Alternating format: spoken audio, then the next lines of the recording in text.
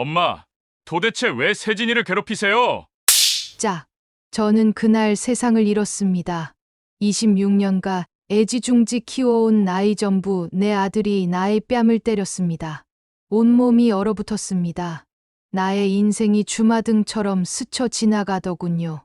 더 끔찍한 건 아들 뒤에서 나를 보면서 흐뭇하게 웃고 있는 며느리 세진이를 보는데 저는 그때 절망감을 느꼈습니다. 야릇한 웃음을 짓는 저 악랄한 세진이의 어떤 꾀임에 빠졌길래 26년 키워준 엄마의 뺨을 때릴까요? 전라남도 해남읍 작은 집에서 시작된 이 믿을 수 없는 제 이야기를 지금부터 들려드리겠습니다. 근데 지금 여러분은 어디서 이 이야기를 듣고 계신가요? 함께 들으면 좋을 것 같아요. 그 전에 구독, 좋아요, 댓글은 영상 제작에 큰 힘이 됩니다. 그럼 시작할게요. 전라남도 해남읍 작은 집에서 시작된 이 믿을 수 없는 제 이야기를 지금부터 들려드리겠습니다. 근데 지금 여러분은 어디서 이 이야기를 듣고 계신가요? 함께 들으면 좋을 것 같아요. 그 전에 구독, 좋아요, 댓글은 영상 제작에 큰 힘이 됩니다. 그럼 시작할게요. 그날 아침, 저는 여느 때와 다름없이 새벽 5시에 눈을 떴습니다. 하지만 오늘따라 가슴 한편이 묘하게 답답했습니다. 마치 무언가 불길한 일이 일어날 것 같은 그런 느낌이었습니다. 저는 혼잣말을 하며 마당으로 나갔습니다. 해남의 맑은 공기를 마시며 빨래를 걷는데 문득 옆집 할머니가 담장 너머로 인사를 건넸습니다. 옆집 할머니는 어제 제 며느리 표정이 안 좋아 보였다며 무슨 일이 있냐고 물었습니다. 저는 그냥 좀 피곤해 보였다고 대답했지만 사실 저도 며느리 세진의 요즘 태도가 조금 이상하다는 생각을 하고 있었습니다. 예전에는 그래도 인사는 제대로 했는데 최근 들어서는 눈도 마주치지 않으려 하고 말투도 점점 차갑게 변해가고 있었습니다. 점심을 먹고 있을 때 아들 성민이 전화를 걸어왔습니다. 성민은 오늘 저녁에 세진과 함께 가겠다며 중요한 얘기가 있다고 했습니다. 제가 중요한 얘기가 뭔지 물었지만 성민은 가서 말씀드리겠다고만 답했습니다. 전화를 끊고 나서 저는 이상한 기분이 들었습니다. 성민의 목소리에 평소와 다른 무언가가 느껴졌거든요. 마치 단단히 마음을 먹고 온다는 듯한 그런 결연함이 있었습니다. 저는 불안한 마음을 달래기 위해 해남읍 시장에 장을 보러 갔습니다. 아들이 좋아하는 갈비를 사고 세진이 즐겨 먹는 나물들도 골라 담았습니다. 하지만 마음 한구석의 불안감은 쉽게 사라지지 않았습니다.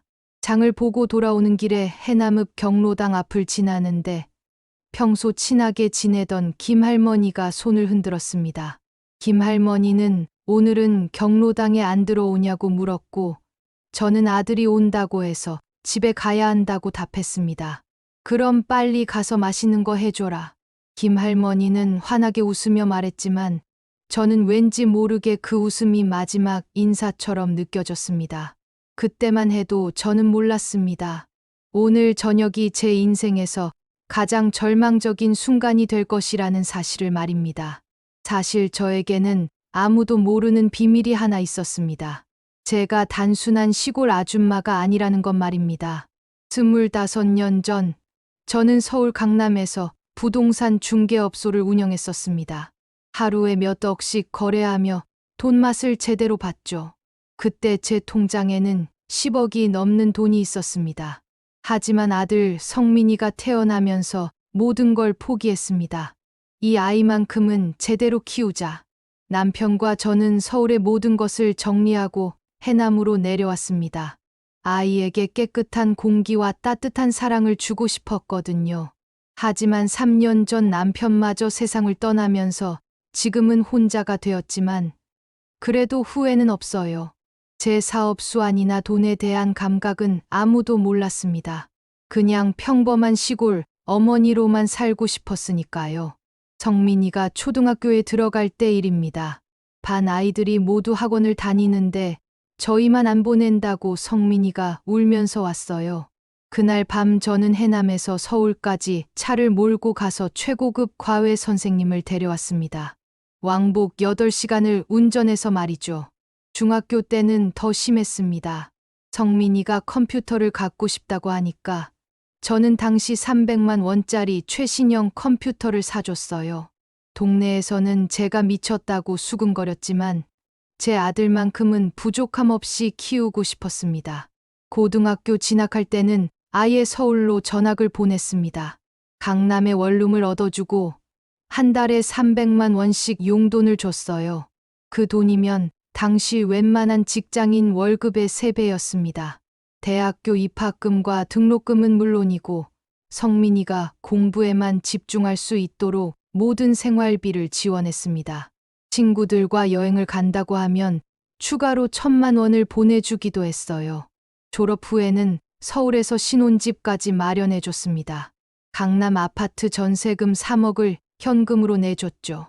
세진이와 결혼할 때도 예단과 혼수를 모두 제가 책임졌습니다. 26년 동안 제가 성민이에게 쓴 돈이 대략 15억 정도 됩니다. 하지만 후회한 적은 단 한 번도 없었어요. 내 자식이니까 당연한 거라고 생각했거든요.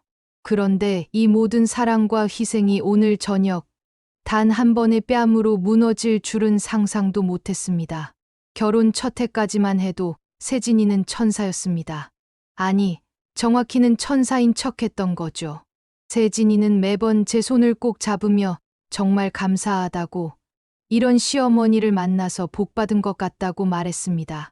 저는 그 말을 진심으로 믿었어요.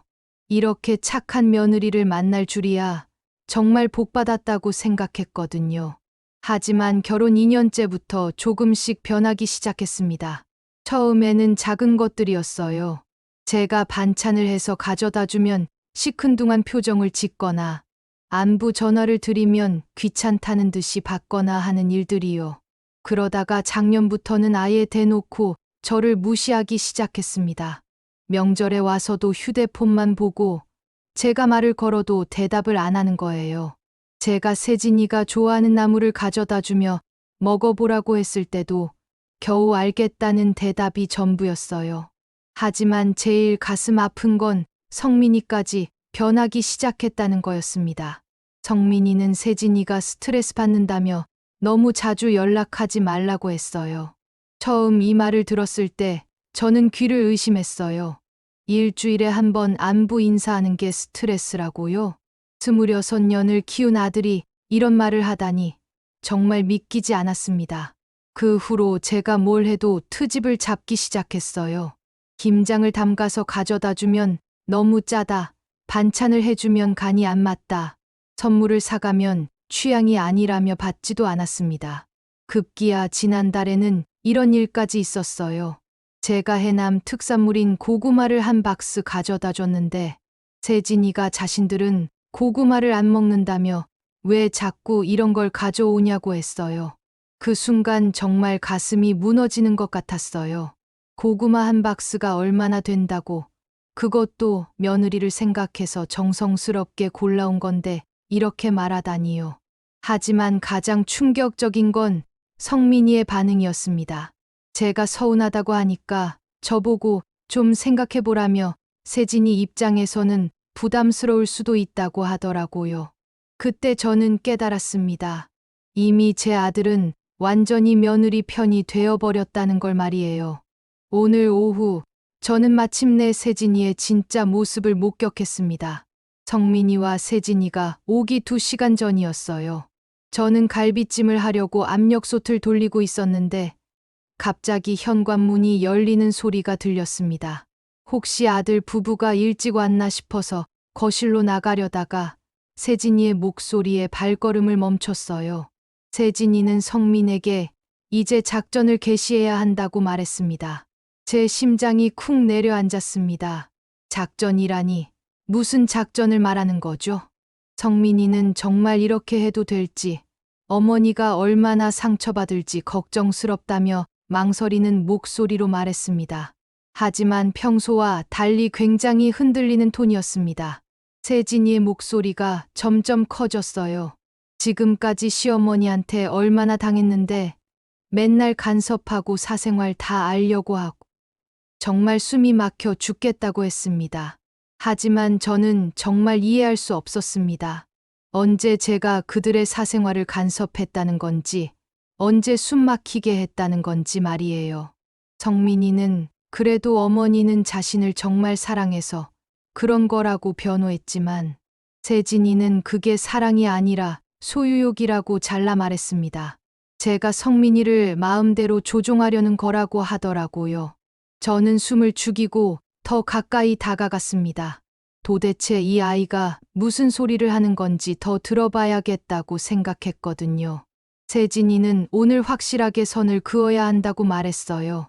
시어머니가 결혼 생활에 더 이상 개입 못하게 해야 한다면서 성민이가 시어머니를 확실하게 혼내주면 앞으로는 눈치를 볼 거라고 했습니다. 성민이가 어떤 핑계로 하냐고 묻자 세진이는 자신이 울면서 하소연하면 된다고 답했어요. 시어머니가 자신을 괴롭혔다고 견딜 수 없다고 말하면 성민이가 화를 낼 수밖에 없다는 거였죠. 그 순간 저는 온몸이 얼어붙는 것을 느꼈습니다. 이 모든 게 계획된 일이었다는 거였어요. 세진이가 그동안 저에게 차갑게 대한 것도 성민이를 부추긴 것도 모두 이 순간을 위한 연습이었던 거죠. 세진이는 마치 완벽한 시나리오를 짜놓은 것처럼 자신 있게 말했습니다. 그리고 정말 소름 돋는 말을 덧붙였어요. 시어머니한테는 이게 약이라고 한번 확실하게 혼나야 정신을 차릴 거라고 말이에요. 저는 더 이상 들을 수 없어서 부엌으로 돌아왔습니다. 손이 너무 떨려서 물컵을 제대로 잡을 수도 없었어요. 26년간 키운 아들이 며느리와 함께 저를 상대로 음모를 꾸미고 있다니. 이런 일이 현실에서 일어날 수 있는 건가요? 하지만 더 큰 충격은 이제 시작이었습니다. 오후 6시 성민이와 세진이가 도착했습니다. 세진이는 평소와 똑같이 인사했어요. 마치 2시간 전에 제 뒤에서 그런 무서운 계획을 세우지 않았던 것처럼 말이에요. 저는 그 연기력에 소름이 돋았습니다. 저는 최대한 평상시와 같이 행동하려고 했어요. 갈비찜을 했으니까 많이 먹으라고 말했지만 손이 계속 떨려서 그릇을 내려놓을 때마다 달그락 소리가 났습니다. 식사 중에 세진이가 갑자기 입을 열었어요. 사실 오늘 말씀드릴 게 있어서 왔다고 하더라고요. 드디어 시작이구나. 저는 마음속으로 중얼거렸습니다. 세진이는 자신이 정말 힘들다며 시어머니가 자꾸 자신들 일에 간섭해서 견딜 수 없다고 했어요. 세진이의 목소리가 점점 떨리기 시작했어요. 정말 천재적인 연기였습니다. 제가 언제 간섭했느냐고 묻자 세진이는 일주일에 서너 번씩 전화하고 갑자기 찾아오고 자신들이 뭘 먹는지 뭘 하는지 다 알려고 한다고 했어요. 일주일에 서너 번이라니요. 저는 일주일에 한 번 안부 전화를 드렸을 뿐인데 이렇게 과장할 수가 있나요? 세진이는 김장할 때도 자신들더러 와서 도우라고 했다며 자신이 일이 있다고 했는데 계속 오라고 했다고 주장했어요. 이것도 거짓말이었어요. 저는 김장 도와달라고 한 적이 없습니다. 오히려 세진이가 배우고 싶다고 해서 한번 와보라고 했을 뿐이에요. 이때 성민이가 입을 열었습니다. 제가 아들을 바라보는 순간 그 눈빛에서 차가운 결심을 읽을 수 있었어요. 성민이는 세진이 말이 맞다며 어머니가 너무 심하다고 했습니다. 제 가슴에 날카로운 칼이 꽂히는 것 같았습니다. 성민이는 제가 자각을 못하는 것 같은데 정말 심각한 문제라며 세진이가 스트레스로 잠도 못 자고 있다고 했어요. 세진이는 이때부터 눈물을 흘리기 시작했어요. 정말 아카데미상을 받을 만한 연기였습니다. 세진이는 정말 시어머니를 모시고 싶지만 이렇게 간섭하면 자신도 견딜 수가 없다며 울먹였어요. 그때 성민이가 저를 바라보며 차갑게 물었어요. 엄마, 왜 세진이를 괴롭히세요? 그 순간이었습니다. 저는 순간 할 말을 잃었습니다. 제가 언제 세진이를 괴롭혔다는 건가요? 이 모든 게 거짓말인데 어떻게 변명해야 할지 모르겠더라고요. 제가 정말 그런 게 아니라고 말하려던 바로 그때였습니다. 짝! 제 뺨에 성민이의 손이 날아들었어요. 그 소리가 온 집안에 메아리 쳤습니다. 시간이 멈춘 것 같았어요. 26년간 한 번도 손톱 끝 하나 다치지 않게 키운 아들이 저를 때렸다는 사실이 믿어지지 않았습니다. 제 귀에서는 윙윙 소리가 나고 뺨은 화끈거렸어요. 하지만 그보다 더 아픈 건 제 마음이었습니다. 그리고 저는 세진이가 고개를 숙이고 미소 짓는 것을 봤어요. 승리의 미소를 말이에요. 그날 밤, 저는 한잠도 자지 못했습니다. 뺨을 맞은 충격보다 더 큰 것은 배신감이었어요. 26년간 제 모든 것을 바쳐 키운 아들이 며느리의 거짓말을 믿고 저를 때렸다는 사실이 계속 머릿속을 맴돌았습니다. 새벽 4시, 저는 결심했습니다. 이제 끝이라고 말이에요. 저는 서재로 가서 금고를 열었어요. 그 안에는 부동산 등기부등본, 통장들, 그리고 아직 성민이가 모르는 비밀 투자 서류들이 들어 있었습니다. 사실 저는 해남으로 이사 온 후에도 몰래 투자를 계속했었어요. 부동산도 사고, 주식도 하고, 펀드에도 가입했죠. 성민이에게 모든 걸 주려고 더 많은 돈을 모으고 있었던 거예요. 제가 현재 가지고 있는 전 재산은 정확히 12억 5천만 원입니다. 해남의 집과 땅이 3억, 예금이 4억, 주식과 펀드가 5억 5천만 원이에요. 원래는 이 모든 걸 성민이에게 물려주려고 했었습니다. 제가 죽으면 성민이가 부자가 되어서 세진이와 행복하게 살 수 있도록 말이에요. 하지만 이제는 생각이 완전히 바뀌었습니다. 한 푼도 주지 않겠다고 결심했어요. 저는 즉시 해남 법무사 사무실에 전화를 걸었어요. 새벽이었지만 응급 상황이라고 하니까 법무사님이 나와주셨습니다. 유언장을 작성하고 싶다고 하자 법무사님이 어떻게 할 건지 물었어요. 저는 제 전 재산을 생명교회와 해남평화장학재단에 기부하겠다고 답했습니다. 법무사님이 깜짝 놀라며 정말로 하는 것인지, 자녀에게는 한 푼도 안 줄 것인지 재확인했어요. 저는 단호하게 한 푼도 안 준다고 답했습니다. 유언장 작성에는 3시간이 걸렸어요. 제 재산을 정확히 반으로 나누어서 생명교회에 6억, 해남평화장학재단에 6억 5천만 원을 기부한다는 내용이었습니다. 특별히 장학재단 기부 조건을 까다롭게 했어요. 가난한 집안의 학생 중에서도 효심이 깊고 인성이 바른 학생에게만 장학금을 줘달라고 명시했습니다. 이 아이들이야말로 진짜 제 자식들이라고 생각했거든요. 유언장을 작성하고 나니까 마음이 한결 가벼워졌어요. 이제 성민이와 세진이는 제 재산에 눈독 들일 필요가 없어졌으니까요. 오전 9시, 저는 은행에도 갔습니다. 혹시 성민이가 제 통장을 노릴까봐 모든 계좌를 정리하고 새로운 계좌를 만들었어요. 그리고 성민이를 수익자로 등록해놨던 모든 보험과 펀드에서 그의 이름을 삭제했습니다. 은행 직원이 이렇게 하면 나중에 가족과 문제가 생길 수도 있다고 걱정스럽게 말했지만 저는 단호하게 답했어요. 이미 문제는 생겼고 이제 제가 해결할 차례라고 말이에요. 모든 절차를 마치고 집에 돌아오니까 점심시간이었어요. 하지만 밥맛이 나지 않았습니다. 대신 해남읍 경로당에 가서 할머니들과 이야기를 나눴어요. 할머니들이 제 얼굴이 왜 그러냐며 무슨 일이 있냐고 물었지만 저는 그냥 좀 피곤하다고 대답했어요. 저는 아무에게도 말할 수 없었거든요. 제 아들이 저를 때렸다는 사실을, 며느리가 거짓말로 저를 모함했다는 사실을 말이에요. 하지만 한 가지는 확실했습니다. 이제 저는 새로운 삶을 살 거라는 것 말이에요. 일주일 후 성민이가 전화를 걸어왔습니다. 성민이는 며칠 생각해봤는데 지난번에 너무 심했던 것 같다며 사과했어요. 저는 냉소적으로 웃었어요. 이제 와서 사과라니. 너무 늦었다고 말하고 싶었지만 꾹 참았습니다. 그리고 성민이는 세진이가 임신한 것 같다고 말했어요. 이 말을 듣는 순간 제 심장이 멈추는 줄 알았어요. 손자를 가질 수도 있다는 기쁨과 동시에 이제는 그 아이와 인연이 없을 거라는 슬픔이 몰려왔습니다. 성민이는 아직 확실하지는 않지만 그래서 사과도 하고 앞으로 잘 지내보자고 전화 드린 거라고 했어요.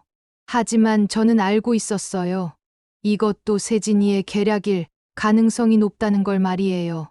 아마 제가 유산을 물려줄 거라고 생각해서 다시 접근하는 거겠죠. 제가 경제적으로 힘들지 않냐고 묻자 성민이는 괜찮다며 자신의 월급으로도 충분히 살 수 있다고 했어요. 거짓말이었어요. 저는 성민이가 카드값도 제때 못 내고 있다는 걸 알고 있었거든요. 은행에서 일하는 지인을 통해 확인한 정보였습니다. 한 달 후, 드디어 세진이의 진짜 속셈이 드러났습니다. 세진이가 직접 전화를 걸어와서 자신들이 집을 사고 싶다고 했어요. 목소리에서 가짜 애교가 뚝뚝 떨어졌습니다.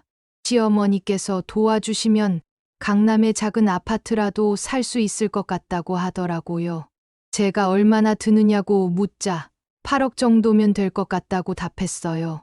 8억이라니요. 제 전 재산의 대부분을 달라는 거잖아요.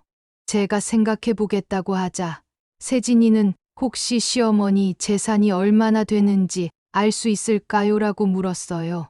나중에 상속세 문제도 있고 해서 미리 알아두면 좋을 것 같다는 이유였죠. 순간 소름이 돋았어요. 벌써 제 재산을 노리고 있었던 거예요. 이때부터 성민이와 세진이는 노골적으로 제 재산에 관심을 보이기 시작했어요. 일주일에 2번씩 안부 전화를 하고 갑자기 효자 며느리 행세를 하기 시작했습니다. 건강검진 받았는지 무릎 아프다고 했는데 병원 가보라고 하는 등 갑자기 제 건강을 걱정하는 척했어요.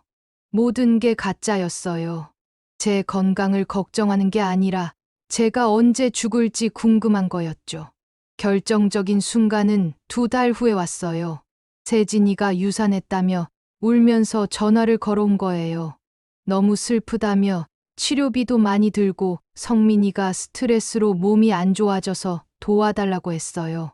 하지만 저는 이미 알고 있었어요. 세진이가 애초에 임신한 적이 없다는 걸 말이에요. 병원에서 일하는 친구를 통해 확인한 정보였습니다. 세진이는 2천만 원 정도 필요하다고 했어요. 또 돈 이야기였어요. 이 사람들에게는 저도 아이도 모두 돈으로만 보이는 거였습니다.